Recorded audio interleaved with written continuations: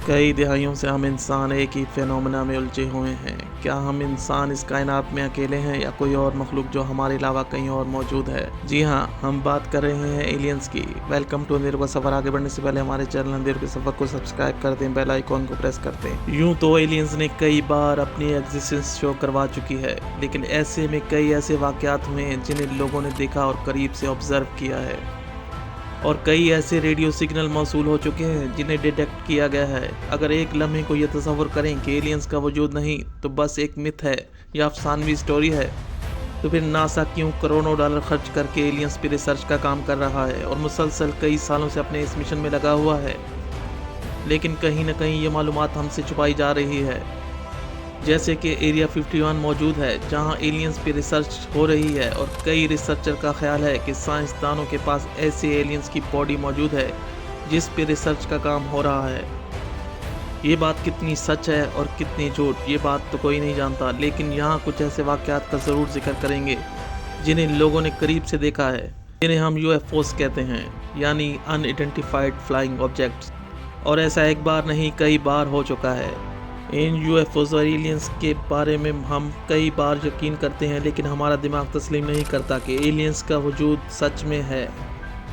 हाल ही में अमेरिका के कई शहरों में लोगों ने UFOs को देखा है। जब ये बात हद से बढ़ गई तो अमेरिका के सदर डोनाल्ड ट्रंप को कहना पड़ा कि इस सारे मामले को करीब से देखा जा रहा है। ऐसा ही एक मशहूर इंसिडेंट पेश आया जब इस एलियंस और UFOs की लंबी बहस का आगाज़ हुआ। वो था रोजवेल इंसिडेंट, मेक्सिको 1947 में पेश आया ये वाक़या, जहां लोगों को मेटल के एक UFOs का मलबा मिला, जिसे बाद में तहकीकात के बाद रोजवेल्स की आर्मी ऑफिशियल्स ने वेदर बैलून कहकर मामले को दबाने की कोशिश की और इसे कॉन्स्पिरेसी थ्योरी कहा गया।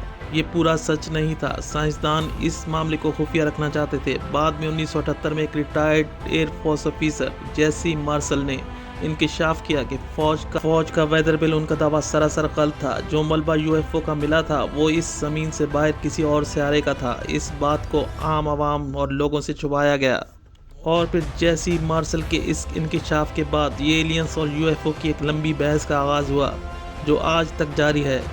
अब तक हम इंसान इस सवाल में उलझे हुए हैं कि एलियंस हैं या नहीं।